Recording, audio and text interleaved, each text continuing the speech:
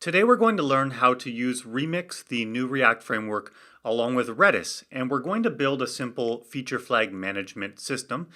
But even if you don't need to manage feature flags, what this video will show you how to do is read and write data to any database in Remix. So as I said, we're using Upstash Redis, but this could be sort of an example of how to do it with Postgres or MySQL or even an external API.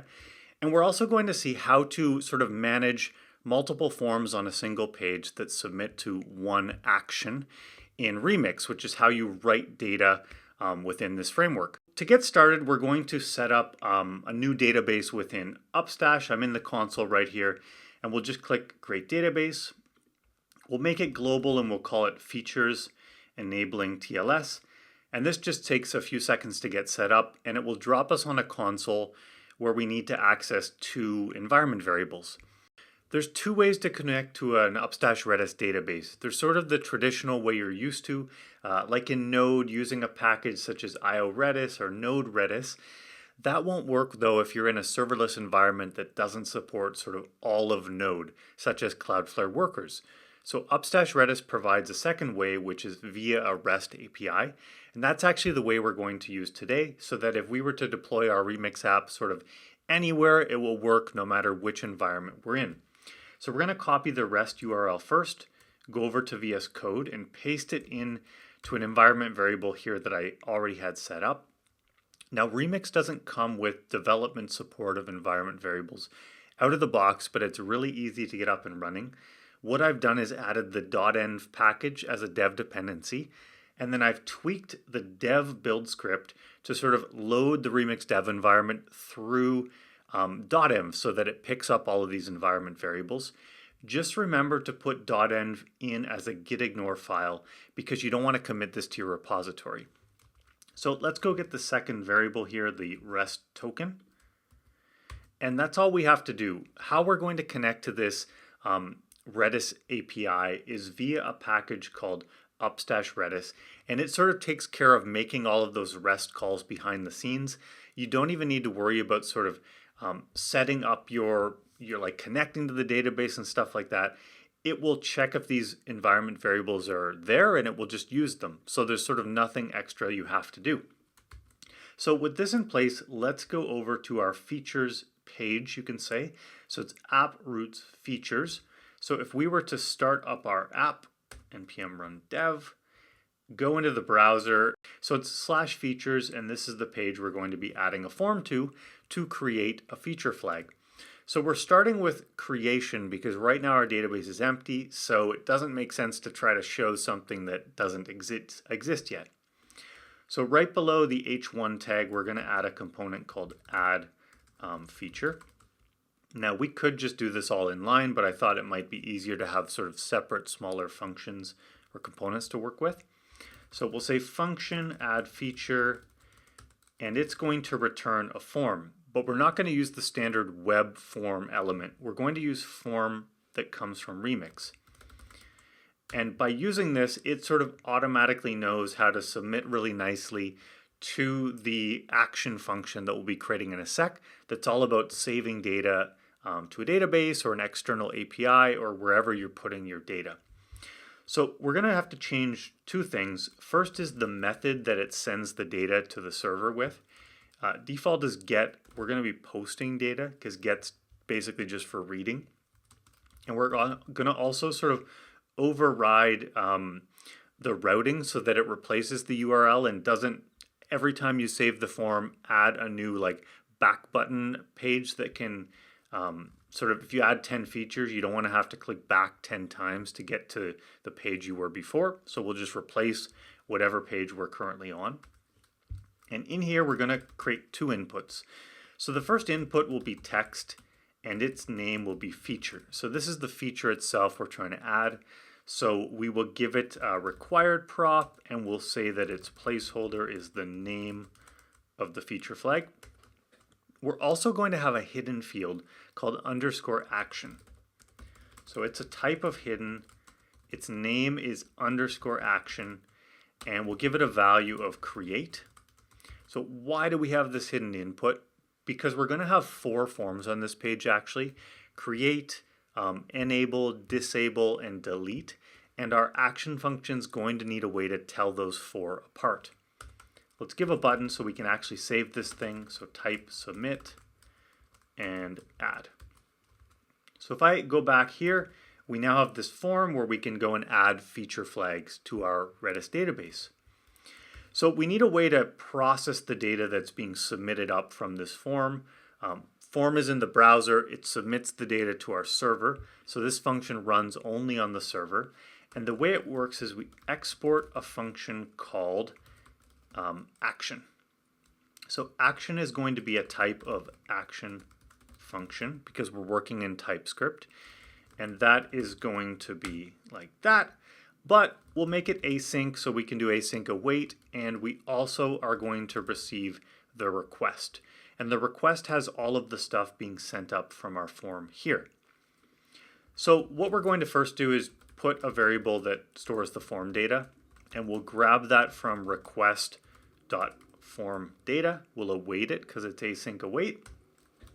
And with the form data, we can now ask for the feature and the action. So the feature is form data .get feature.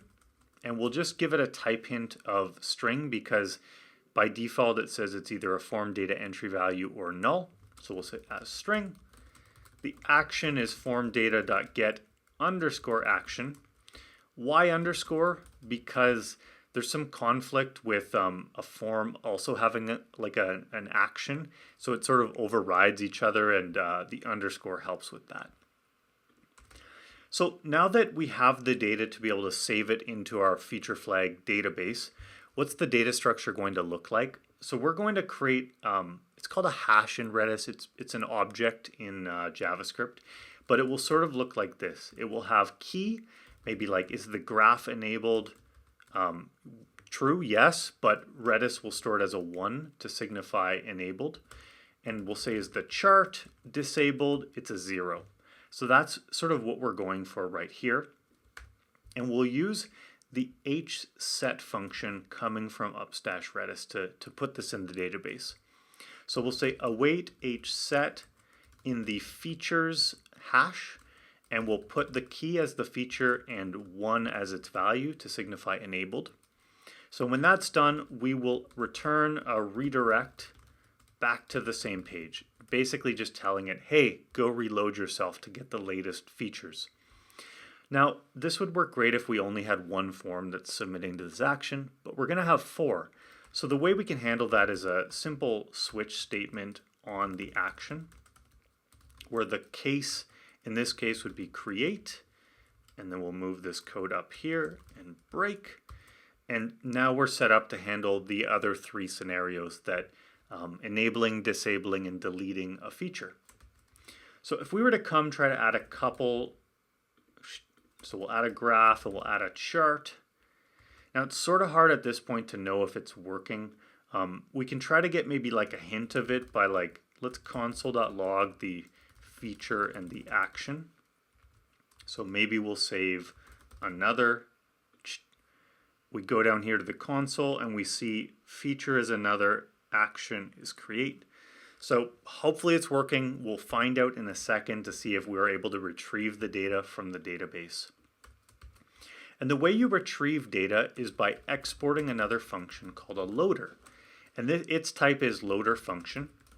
It's also async, but we don't need to receive anything in this case. You can receive things like params if they're in the URL and you've got like a dynamic URL, but we don't have that in this case, so we're okay. And what we want to return, it's going to be a promise because it's async, and this promise is going to resolve to loader data. So we'll go define loader data, and it's going to be an object that has features, and each feature is going to be an array of a string and a boolean. So what the heck will this look like? Basically, we're going to return an array where it's like graph true, chart false, because this format will be really easy to display in React, sort of just mapping over this array, which is way easier than mapping over an object And this way we can sort it to put it in alphabetical order, and hopefully it'll be fantastic. All right, so return for now, we're just going to return empty features so that it's happy. And we'll put features into a variable from load all features, which we're going to go define right now. So const load all features is an async function, and the next Redis command or Redis function we're going to use to read all of the features is hgetAll. So we'll say data is equal to await hgetAll. It wants sort of what is the hash called. Remember, it is called features. And why don't we take a look at what data we're getting? So it comes back looking like this, and I'll bring this back to our code. So it's an array where sort of the key is the first element, the value is the one after, key value, key value. So we need to go and sort of iterate over this data and put it into the right form that we wanted. And we can do that with a simple for loop.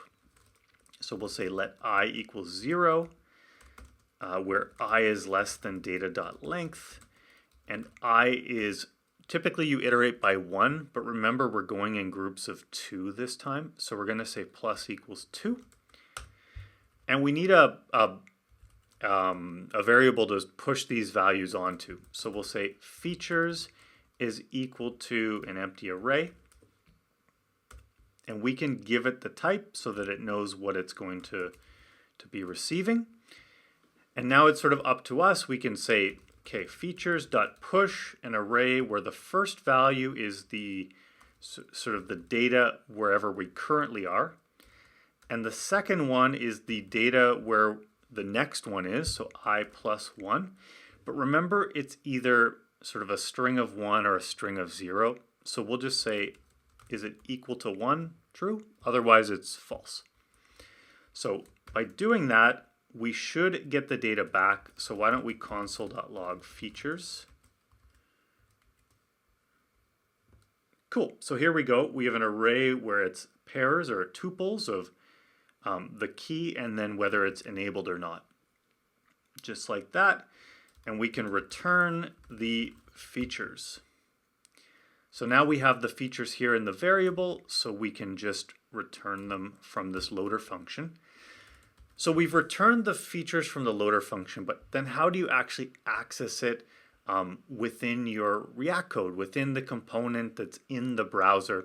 So we're going to create another component right here called feature list. And we'll just put this right here, feature list. And we need to get access to this data from the loader. So there's a hook for that Remix provides. So we'll say features is equal to use loader data.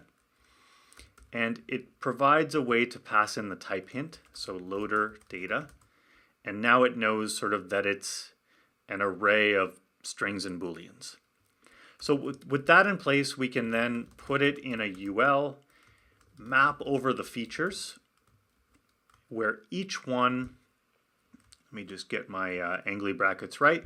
So where each one will be an array of the feature and then whether it's active or enabled or not. Maybe enabled makes more sense. Actually, no, we'll go with active. I don't know why, but I like it more. And what we want to map to is an LI, where the key will be the feature name. And for now, why don't we just start by putting the feature in a span. So save it, Prettier will clean up my code.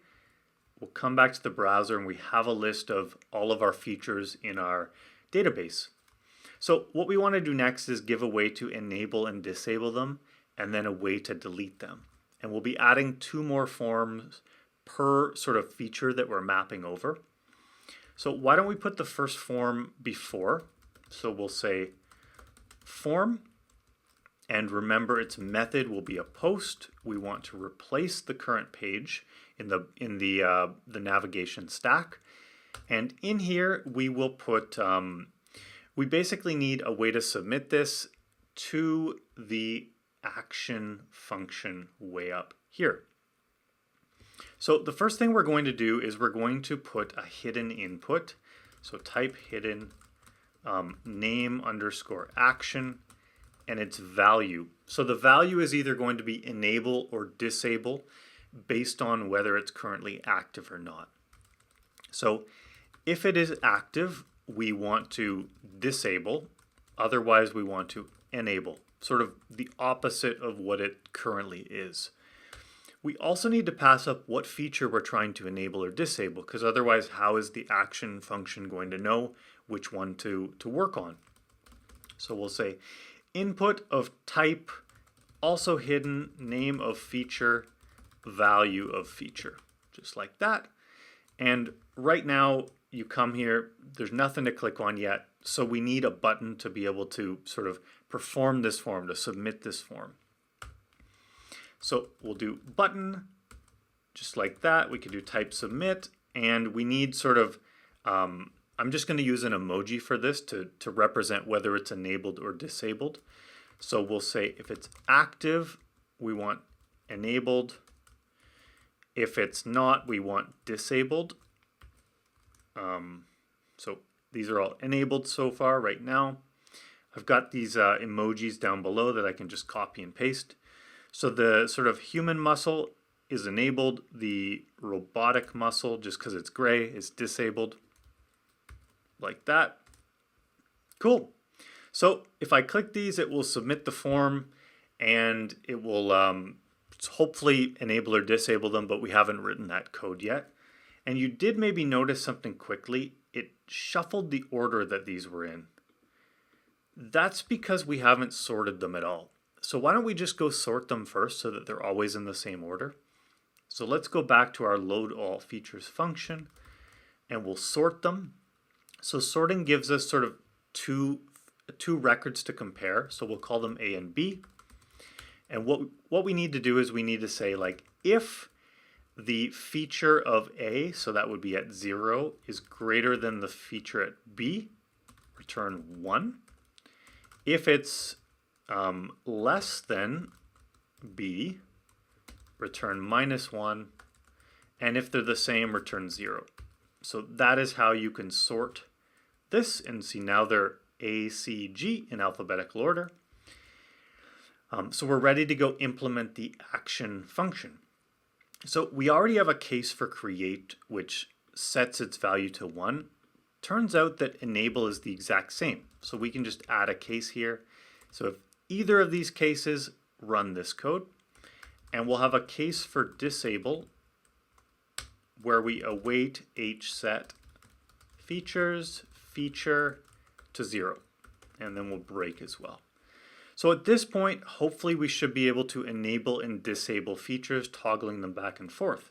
So click this, turns to a robot, enable it again. Disable, disable, disable, enable, enable. Let's see if we can delete another. So we'll come back down into iterating over each feature. I'm just going to copy this form right below the span. The value for what action this is, though, is just delete, so that's a little bit easier. And then the submit button, I've got an emoji down here, a big X. And we don't care which one it is, so we can just throw in the X right like that. So there's the X. Clicking it does nothing because we have to go implement the action. So let's go up to the action. Let's add case delete, await, and right now we're going to use a function from Redis called hdel. So from the features hash, let's delete the feature and then break. So there we go. We've removed it. We can add it back. We can remove it again. And now we've got four different forms submitting to the action function, and each one sort of being handled in this switch statement. Now, our buttons are a little bit ugly, so I'm just going to add a class that I had already set up. Class name of like a naked button. So we'll just copy that for both of these. And that is one beautiful feature flag management page. Okay, so what's the point of setting up all these features if they don't actually control anything on our website? We're going to hop over to the home page, the dashboard, and we're going to now use the feature flags we set up to decide like what functionality we show on the app. What we want to implement is simply a loader function. So we'll export const loader, which will be a type loader function. It's an async function, just like this. And now that we've sort of got the hang of this, we can define what the data looks like. So it's a promise that resolves to loader data. Let's define that type. Loader data is equal to, and we'll say it's features, but this time we'll format our features slightly differently.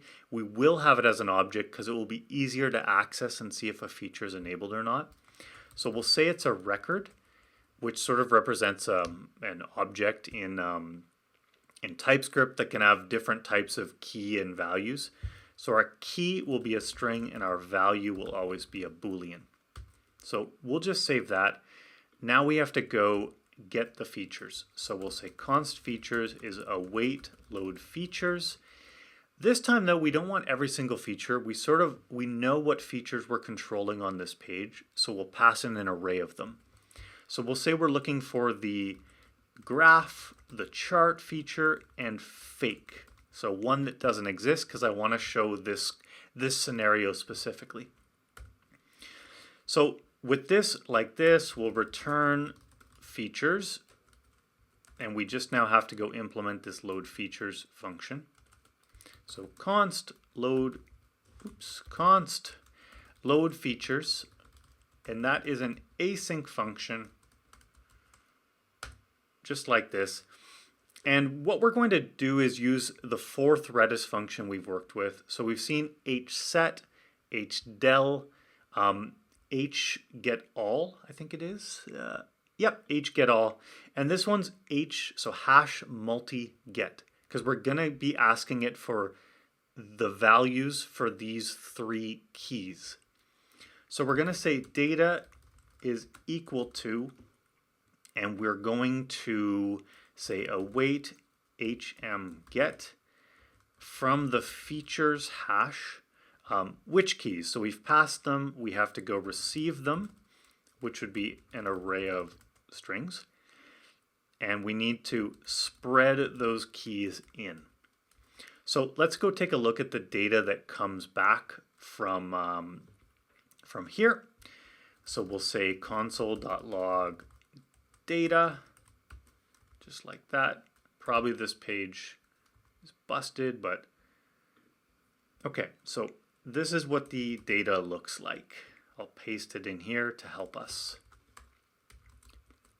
So what we get if we ask it for these three keys, these are the corresponding values, and you'll notice like enabled, null, because fake doesn't exist. So there is a case where if we ask for a key that doesn't exist, we'll get null back. So we do need to handle that. And what we want to be doing is basically building up an object that looks like sort of this record structure. And to do that, we can use the reduce function. So what are we going to reducing? Reducing is basically taking an array and converting it into a different data structure. So we're going to be saying the features will be reduced from the keys. And here in TypeScript is how we define what data type will be returned from the reduce. So we're going to return a record that has a string as a key and a Boolean as the value. So right here, we're going to receive the accumulator, the key as it's iterating over each key, and the index, which will be important and you'll see in a second. Here's where we're going to do the work, and our sort of initial starting value is an empty object. That is what the accumulator value will be. So what we're going to do is sort of take the accumulator, and we want to set the key. So that would be graph chart fake. and we want to set it equal to, and so if graph is the first one, we have this index, so then we can use the index to access the corresponding value that we got back from Redis. So data at index, if it's equal to 1, it's true, and then we're just going to return accumulator like that. So we'll return the features like this, and hopefully it's working, but let's see in a second. So we need to access the data returned from the loader within our component. We do that using that same hook that we've used before. So we're going to say features is equal to use loader data of type loader data function call. And if we were to just console.log this, the features, remember at this point the component is running in the browser. So action and loader runs in the server. The component ends up running in the browser. So we'll come here and look in our console, and we can see that we've got an object where chart true, fake false, graph true. So now we can use that to sort of enable or disable functionality on our website. So just as like a very sort of fake example, imagine we had a chart and we wanted to know whether to display it or not. So we'll say features.chart. If it's true, we will show the chart. Otherwise, we will show no chart. And we'll do the same for the graph. So graph, graph, no graph. Just like this. So if we come here right now, the chart's enabled, the graph's enabled. Let's go over to features. Let's disable the chart. So no chart. Let's disable the graph. No graph, and we can come back and enable them. Perfect. And the cool way is if we just delete one of these, the way we set it up to sort of handle a missing feature in the database, in our Upstash Redis database, is to default to disabled or false. So it will not show the chart in that case, but we can go at it back and see the chart. So what we've done in this video, obviously if you were building this on your website, I would strongly recommend that there's some sort of authentication check before allowing any user on our website to like add and remove and enable and disable feature flags.